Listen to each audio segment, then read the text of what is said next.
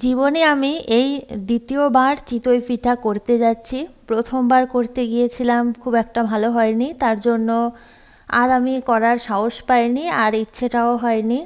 তো আজকে সকাল সকাল দুধ দিয়ে চিতই পিঠা খেতে ইচ্ছা করছিল, তাই করে নিলাম। আর এই যে চিতই পিঠাটা দেখতে পেলে, ওটা কিন্তু আমার হাজবেন্ড বানিয়েছিল। তারপরে আবার আমি এদিকে আবার পিঠা বানিয়ে নিলাম, কারণ আমি ওদিকে মাছ ভাজছিলাম, বললাম যে একটা তুমি ছেড়ে দাও, দেখো হয়ে গিয়েছে আমারটা। তো ওইভাবে ছেড়েছিল। আর তারপরে এখন খেতে চলে এসেছি ঘরের মধ্যে। আর এই যে পিঠাগুলো এখন দুধের মধ্যে দিচ্ছি, দুধ আর গুড় দিয়ে ভালোভাবে চটকিয়ে তারপরে খাবো। তো এই যে মাছটা ভাজতে ভাজতে আধখানা মাছ বেঁচে গিয়ে তারপরে খেয়ে এলাম। তো দেখবে মাছ ভাজতে গিয়ে না হাতের মধ্যে বিশাল একটা মানে গন্ধ করে, তার জন্য চামচ দিয়ে খেয়ে এলাম, 4-5বার হাত ধুয়ে যেতে চায় না। তো এদিকে সব মাছ বাছা হয়ে গেল। আর এদিকে বাড়িতে মিস্ত্রি আছে, জলের কলগুলো পরিষ্কার করছে, ট্যাঙ্কি পরিষ্কার করছে, তার জন্য আমার অনেকটা দেরি হয়ে গেল আজকে কাজে। এখনো পর্যন্ত মিস্ত্রি আছে, সেই সকালবেলায় মিস্ত্রি এসেছে। তো অনেকক্ষণ ধরে মাছ বাছলাম, প্রায় ঘন্টাখানেক, বুঝতেই পারছো। চিংড়ি মাছ বাছতেও খুব দেরি হয়, আবার ওই যে ছোট ছোট খরচা মাছ, ওগুলো বাছতেও ভীষণ দেরি হয়। তো একটা একটা করে বাছতে বাছতে অনেকটাই দেরি হয়ে গেল। তো তারপরে ভালোভাবে মাছটাকে ধুয়ে এখন লবণ দিয়ে দিলাম। লবণ মাখিয়ে আবারও ভালোভাবে ধুয়ে নেব, তাহলে দেখতে পাবে লবণ মাখালে খুব সুন্দরভাবে পরিষ্কার হয়ে যায়, একদম সাদাভাবে ধোয়া হয়।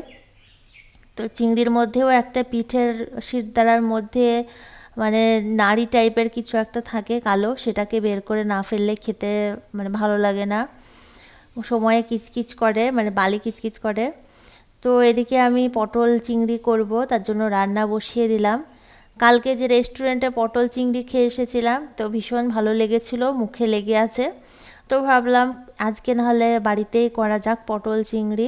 কালকে রেস্টুরেন্টে খেতে গিয়ে দেখলাম মানে সবজিপাতিগুলোর খুব একটা কালার আসেনি, ফ্যাকাশে মতো দেখতে, কিন্তু খেতে কিন্তু খুব সুন্দর ছিল, খুব টেস্টি ছিল।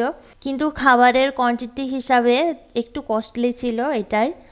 তো এখানে প্রথমে তেলের মধ্যে পটলটাকে ভেজে নিলাম, এরপরে উপর থেকে আলুটাকে দিয়ে আবারও ভেজে নিলাম সমস্ত কিছু একসঙ্গে। তো এবার উপর থেকে একটু পেঁয়াজ দিয়ে দেব, পেঁয়াজটা দিয়ে পটল আলু পেঁয়াজ সব একসঙ্গে এখন ভেজে নেব। এই তো আমার ভালোভাবে ভাজা হয়ে গিয়েছে, উপর থেকে একটু টমেটো কুচনো দিয়ে দিলাম। তো দেখতেই পাচ্ছ যে লাল লাল করে এখন ভেজে নিয়েছি।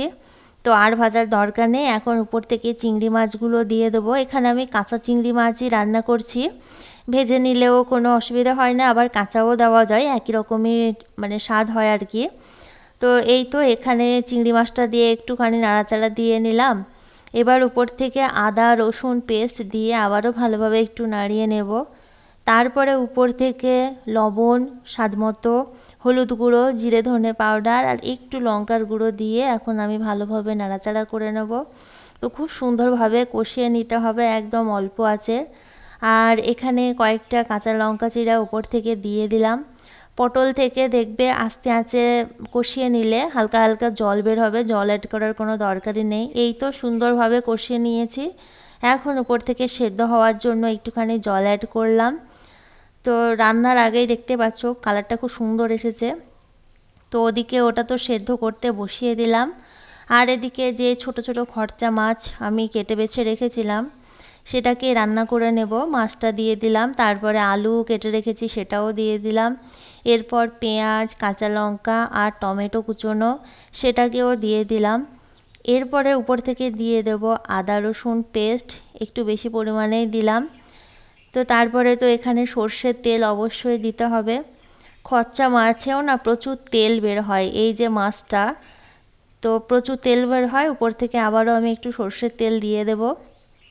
আর এখানে দিলাম হলুদ গুঁড়ো, জিরে ধনে পাউডার আর স্বাদমতো লবণ দিয়ে এখন সব কিছু দেওয়া কমপ্লিট। সব কিছু এখন ভালোভাবে খুন্তির সাহায্যে মেখে নেব, হাতে মাখতে পারলেও ভীষণ ভালো হয়। তো হাতে ভয়ে মাখছি না, যদি কাঁটা ফুটে যায়। তো এইভাবে খুন্তির সাহায্যে একটু ভালোভাবে মাখিয়ে নিলাম 5-7 মিনিট, তারপরে উপর থেকে জল দিয়ে দেবো, ব্যাস এর তো আর কোনো কাজ নেই। এখন ঢাকা চাপা দিয়ে হতে দেব।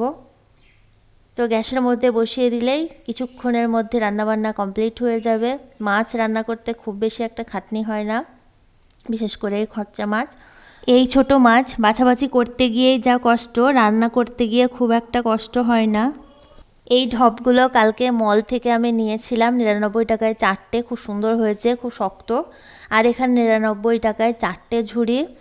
তো খুব সুন্দর লাগছে কালারটা, রান্নাঘরে খুব কাজে লাগে এইসব জিনিস। আর আমি যখনই যাই টুকিটাকি এই জিনিসগুলো নিয়ে আসার চেষ্টা করি, খুব বেশি আনি না, দুটো একটা করে নিয়ে আসতে বেশ অনেকগুলো রান্নাঘরে আমার জিনিস হয়ে গিয়েছে। তো এখানে উপর থেকে কাসুরি মেথি একটু হাতের মধ্যে ক্র্যাশ করে তারপরে দিয়ে দিলাম, এতে পটলটা আরও সুন্দর খেতে লাগবে। তো কালকেও দেখলাম হোটেলের মধ্যে দিয়েছিল। আর এদিকে আমার মাছ রান্নাটাও হয়ে গিয়েছে, আজকে 2 পদে রান্না করলাম, বাড়িতে মিস্ত্রি আছে, অনেকটা দেরি হয়ে গিয়েছে। তো রান্নাবান্না কেমন লাগলো অবশ্যই জানিও। ভিডিওটি আমি এখানেই শেষ করছি।